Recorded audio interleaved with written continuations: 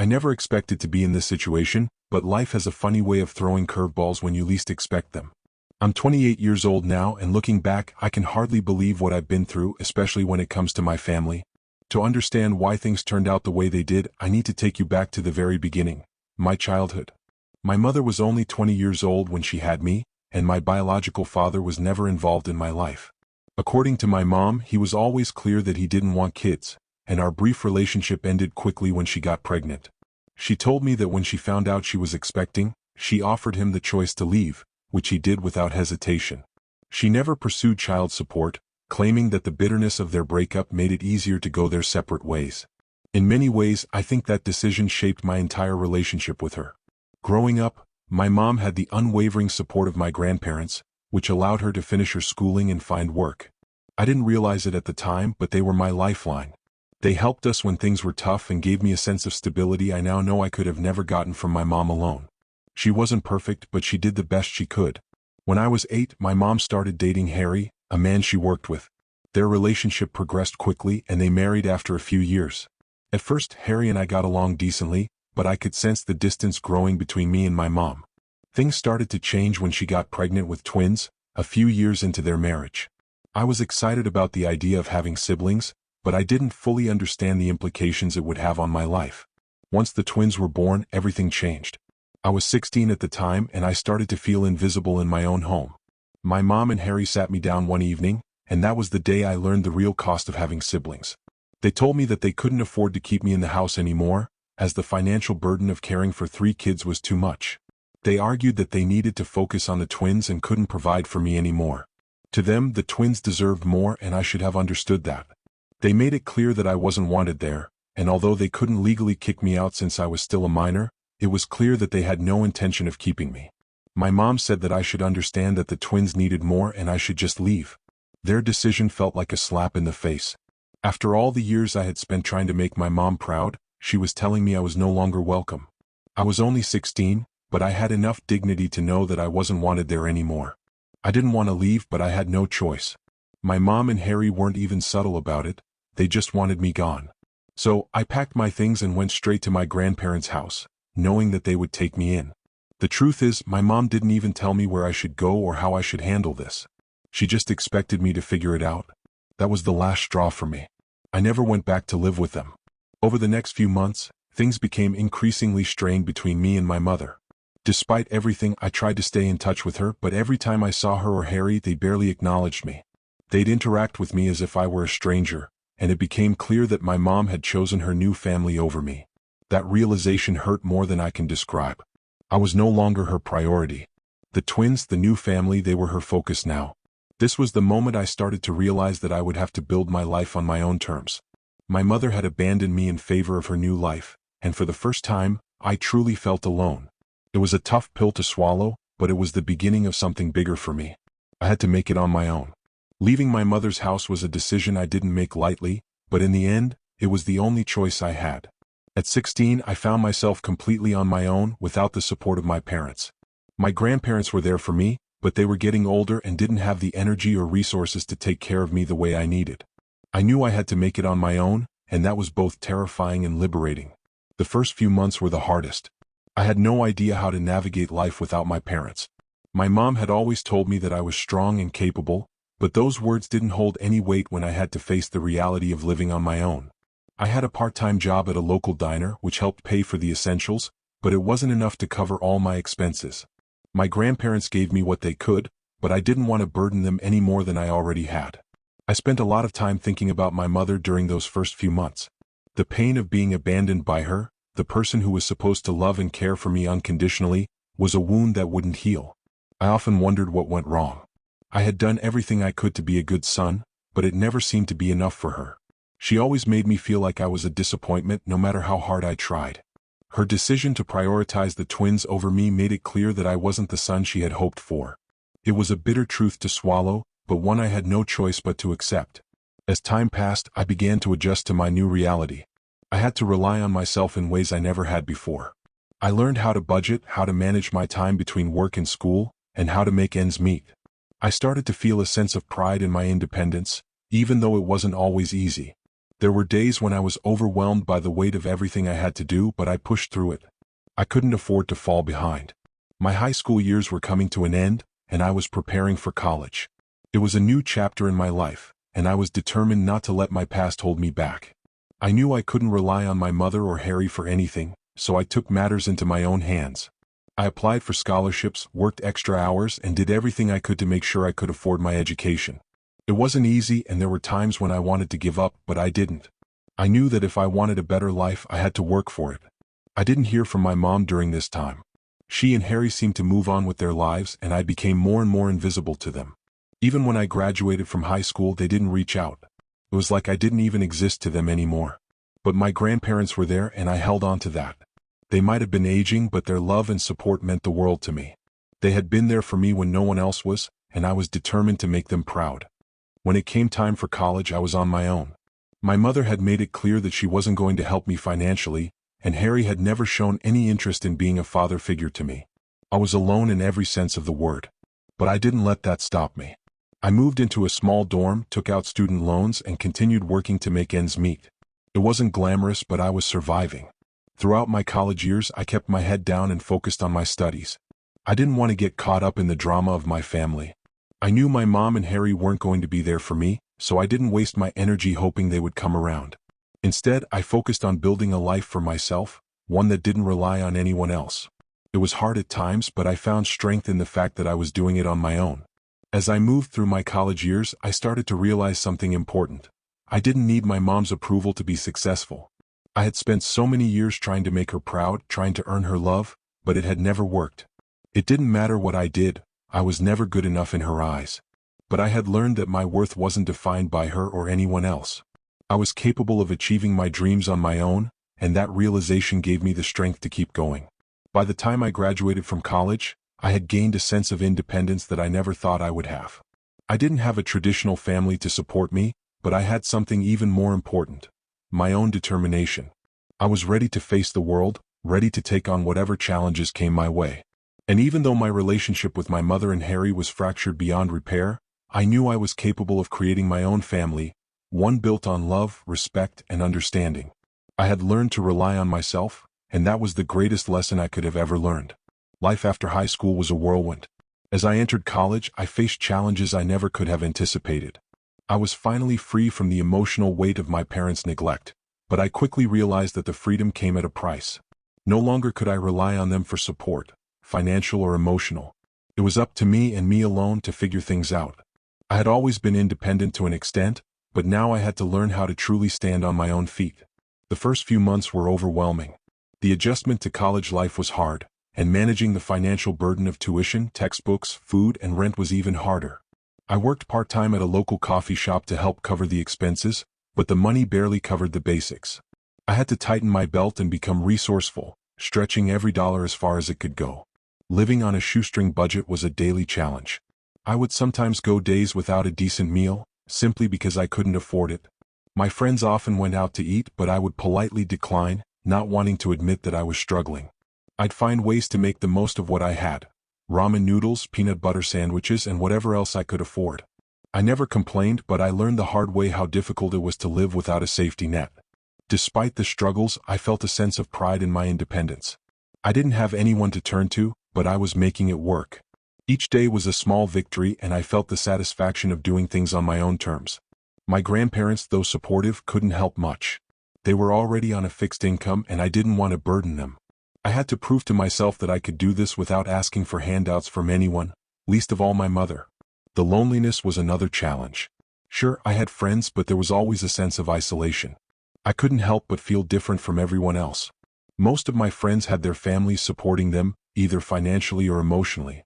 They had parents who came to their graduations, who sent care packages, who made sure they were doing okay. I didn't have that. I didn't even have the luxury of being angry anymore. It was just a deep, aching void where the love and care of a parent should have been. The isolation sometimes felt suffocating, but I kept pushing through.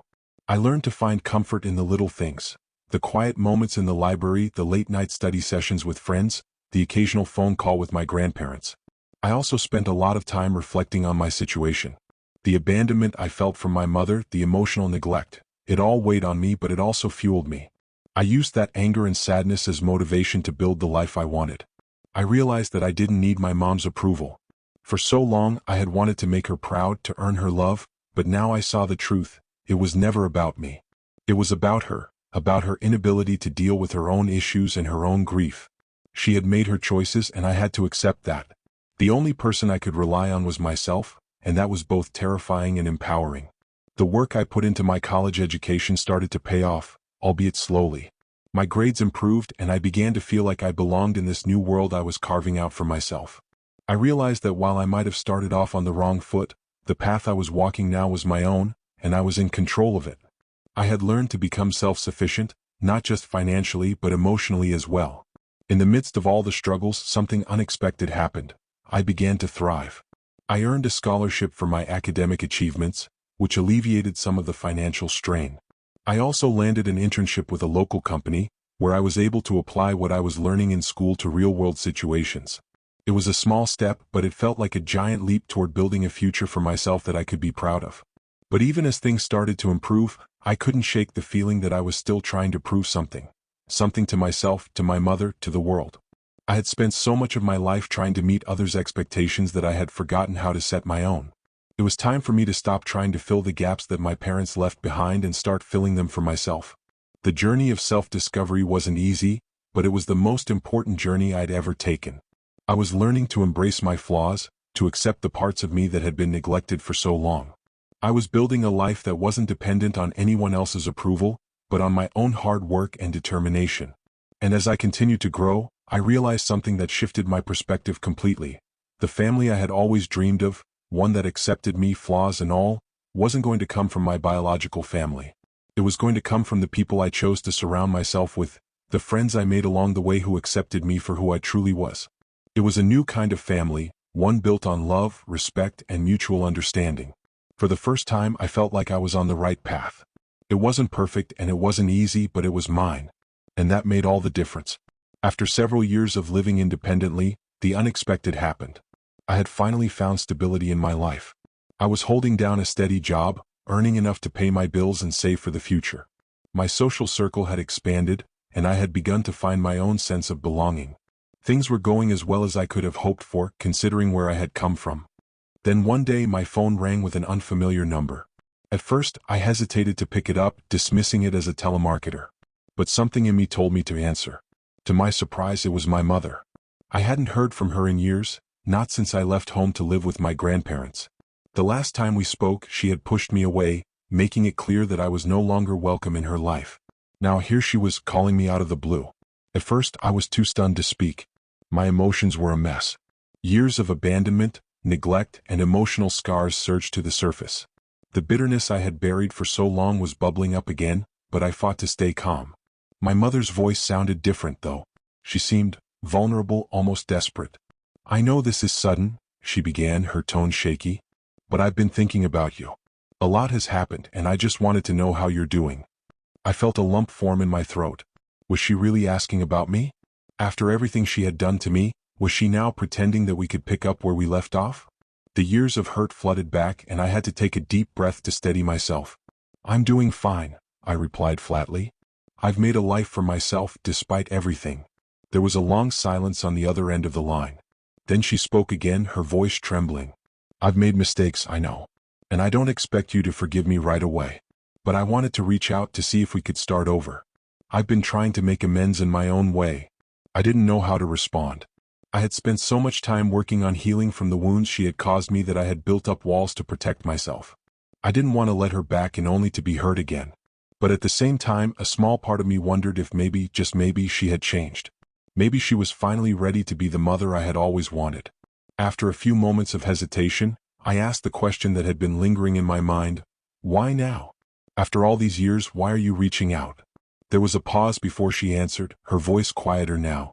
"I've realized that I've lost so much. Not just you, but everything. The business has fallen apart. Harry and I are struggling financially. The twins are about to go to college, and I don't know how we'll manage. I'm sorry, I didn't mean to bring this all up like this, but I thought maybe you could help." I felt a knot tighten in my chest. It was exactly what I had feared. She wasn't calling because she cared about me, she was calling because she needed something. My heart sank as I realized that nothing had truly changed. She was still the same woman who had chosen to push me out of her life all those years ago, only now she was using her financial troubles as a way to manipulate me into helping her. "I can't help you," I said firmly, my voice steady but resolute. "Not after everything you've done. You chose the twins over me. You made it clear that I wasn't worth your time or resources. I'm not going to give you anything now, especially when you've never taken responsibility for what you've done." There was another long silence. I could hear her breathing heavily, and I wondered if she was on the verge of crying. But I didn't feel sorry for her. I had been the one to suffer, and now she was trying to guilt me into helping her when I had no obligation to. "I understand," she finally said, her voice small. "I just thought I would try." "Don't call me again," I said, cutting her off. "Goodbye." I hung up the phone without waiting for her response, my heart pounding in my chest. I couldn't believe it. After all these years, she still hadn't changed. She was still the same woman who had kicked me out, who had abandoned me in favor of her new family. And now she was expecting me to fix her problems. I wasn't going to be her safety net anymore. I took a deep breath, trying to calm myself. I knew I had made the right decision. I didn't owe her anything. My success had come from my own hard work and determination, and I wasn't going to let her manipulate me into giving it away. But even though I was resolute, a part of me still felt the sting of rejection. Would she ever truly understand the damage she had caused? Would she ever regret the years she had spent pushing me away? I didn't know the answer to that. But one thing was certain: I had to keep moving forward for my own sake. And this time, I wasn't going to let anyone drag me back into their mess. As I walked out of my house after our tense conversation, I felt a sense of finality settle in my chest.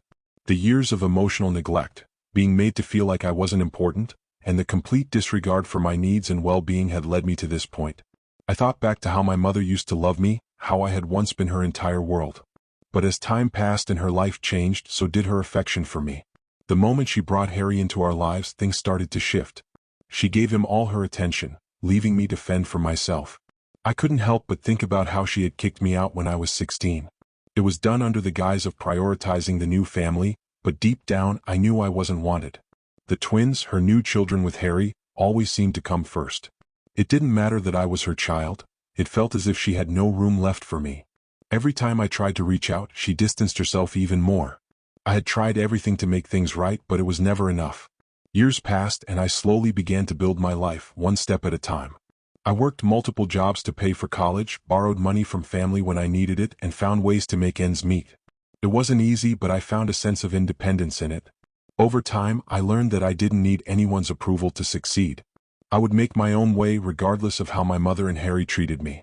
But things took an unexpected turn when my mother contacted me again, asking for money to help with the twins' college education. I felt a mix of anger and disbelief. After everything that had happened, how could she ask me for money? She had never supported me during my struggles, but now, when I had finally made something of myself, she wanted to cash in. I told her no. I reminded her that I had to make it on my own while she saved for the twins. There was no reason why I should help now. My anger grew as I realized how manipulative she was being, trying to guilt-trip me into giving them what they needed when they had never given me the same consideration. I was done. I had lived through her neglect and had to make my own way. Now it was time for her to face the consequences of her actions.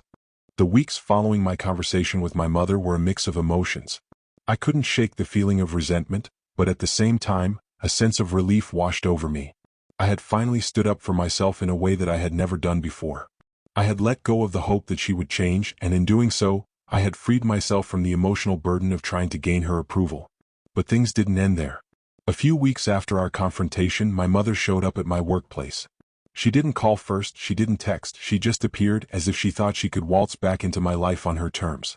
The receptionist informed me she was there, and immediately I felt my anxiety spike. I wasn't ready to deal with her, especially not at work. I knew I had to set a boundary, but I didn't know how far she would go. I had to ask the receptionist to put her on the phone, and when I spoke to her, I made it clear that I wasn't going to tolerate her trying to manipulate me. I firmly told her that if she didn't leave, I would have no choice but to take legal action. It wasn't something I wanted to do, but I needed her to understand that I was not someone she could just walk all over. She agreed to leave, but I knew this wouldn't be the last time she tried. Not long after that, I had to deal with another issue. My mother showed up at my apartment, waiting outside my door. When I saw her, my first instinct was to protect myself. I told her I was going to call the police if she didn't leave, but before I could get my phone, she came toward me. She was screaming, blaming me for everything that had gone wrong in her life. I could hardly believe what was happening. It felt like a nightmare. But I wasn't the scared kid anymore. I was an adult and I wasn't going to let her drag me down. I called the police and my neighbors heard the commotion and helped restrain her. She was arrested for assault and I filed for a restraining order. The situation had escalated beyond what I ever expected, but I finally felt empowered. I had taken control. I wasn't going to let her or anyone control my life anymore. I was moving forward, free from the toxic cycle that had once defined my relationship with my mother. For the first time in my life, I felt truly in control of my future. The story highlights the powerful importance of self-reliance, emotional boundaries, and the realization that some people may never change. It teaches us that even in the face of rejection and unfair treatment, we have the ability to grow, rise above challenges, and forge our own path. It's crucial to acknowledge when someone's behavior is toxic and understand that, for our mental and emotional well-being, sometimes the best course of action is to walk away from relationships that do more harm than good. The lesson here is that, while family may be important, it is not our sole responsibility to repair broken relationships, especially when we have been consistently mistreated. Taking care of ourselves and setting firm boundaries allows us to regain control of our lives and focus on the positive relationships we choose to cultivate.